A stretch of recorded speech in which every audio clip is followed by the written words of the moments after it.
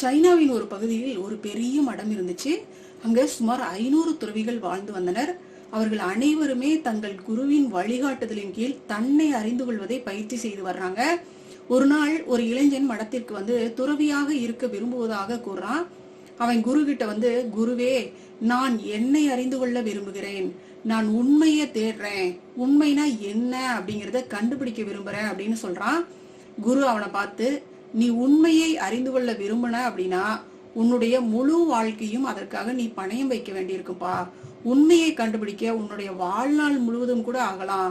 அதற்கும் நான் உறுதியெல்லாம் சொல்ல முடியாது. நீ அதுக்கு தயாரா இருக்கிறியா அப்படின்னு கேட்கிறார் குரு. இளைஞன் பதிலளிக்கிறான், குருவே, நான் திரும்பி போறதுக்கெல்லாம் இங்க வரல, நான் எல்லாத்துக்கும் தயாரா தான் இருக்கேன் அப்படின்னு சொல்றான் இளைஞன். குரு சொல்றாரு, அப்படின்னா பரவாயில்ல, நான் உனக்கு ஒரு வேலை கொடுக்குறேன். இந்த மடத்துல 500 துறவிகள் இருக்காங்க. நீ அவர்களுக்கு அரிசி அரைக்கணும். காலையில இருந்து இரவு வரைக்கும் இந்த வேலை இருக்கும். களைப்பா இருக்கும்போது நீ தூங்கிக்கோ. மறுநாள் காலையில எழுந்து மீண்டும் அதே வேலைதான். அதாவது நீ தினந்தோறும் அரிசி அரைக்கணும். அதுதான் வேலை, உன்னோட வேலை. வேறு எதுவுமே நீ செய்ய வேண்டாம், வேறு எதுவும் நினைக்கவும் வேண்டாம். இந்த பாதையை மட்டும் நீ பின்பற்று. என்கிட்ட நீ திரும்பி வராத. தேவைப்படும் போது நானே உங்ககிட்ட வருவேன், நானே உங்ககிட்ட வந்து பேசுவேன் அப்படின்னு குரு சொல்றாரு.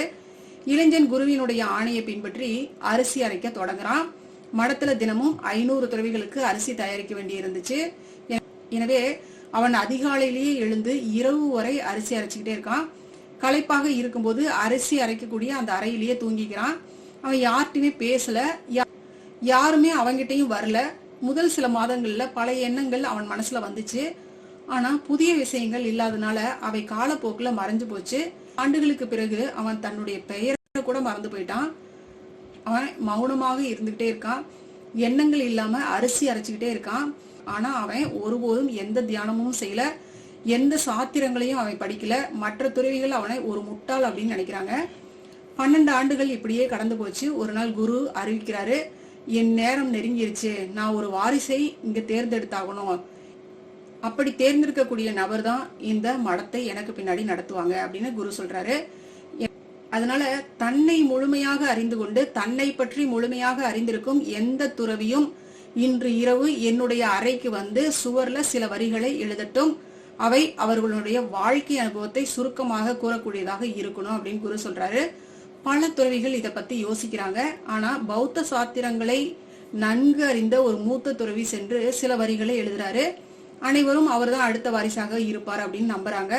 அவர் எழுதினாரு, மனம் ஒரு கண்ணாடி போன்றது, எண்ணங்கள் மற்றும் ஆசைகளால் தூசி சேர்கிறது. தியானம் என்பது இந்த தூசியை அகற்றும் செயல்முறை.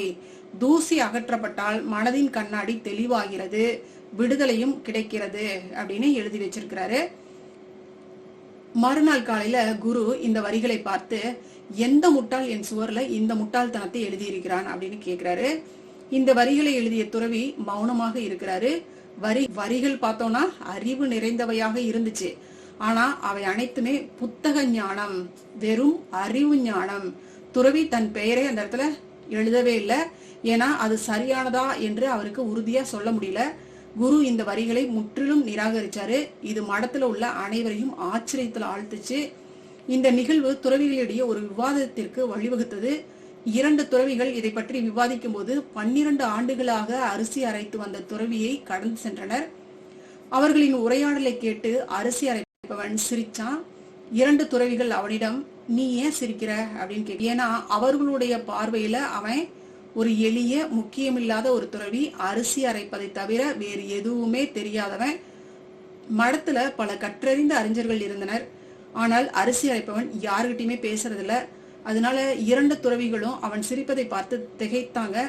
அவர்கள் மீண்டும் கேட்டாங்க, நீ ஏன்பா சிரிக்கிற அப்படின்ட்டு. பதிலளிக்கிறான், நான் சிரித்தேன், ஏன்னா குரு சரியாகத்தான் சொன்னாரு. இந்த வரிகள் குப்பை, அவற்றுக்கு எந்த மதிப்புமே இல்லை. துறவிகள் அதிர்ச்சி அடைந்து, இதைவிட சிறப்பாக நீ ஏதாவது எழுதலாமா என்று கேட்டனர். அரிசி அரைப்பவன் பதிலளித்தான், இல்லை, ஏனெனில் நான் கல்வி அறிவு இல்லாதவன்.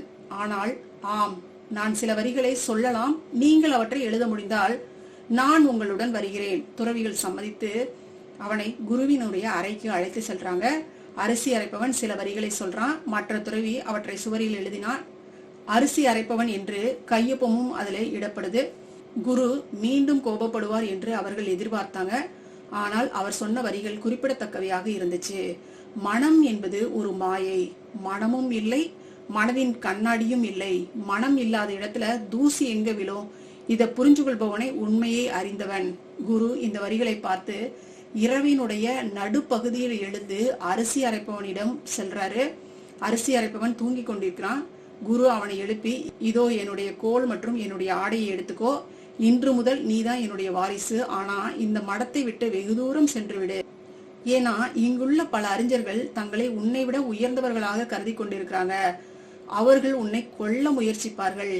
ஒரு எளிய அரிசி அரைப்பவன் தங்களை விட அதிக ஞானம் பெற்றிருப்பதை அவர்களால தாங்க முடியாது. நீ என்னை போலவே அறிவு பெற்றுள்ளாய். நீ எங்கு சென்றாலும் மக்கள் உன்னை சுற்றி வருவார்கள். ஒரு மலர் மலர்ந்தால் அதன் மனம் எங்கும் பரவும். அரிசி அரைப்பவன் தன் குருவின் பாதங்களை தொட்டு அன்று இரவே மடத்தை விட்டு வெளியேறினான். இந்த கதை நமக்கு உணர்த்தக்கூடிய ஆழமான விஷயம் என்னங்க? தியானம் அப்படிங்கிறது வெறுமனே கண்களை மூடி அமைதியா ஒரு இடத்துல உட்கார்றது மட்டும் இல்லப்பா.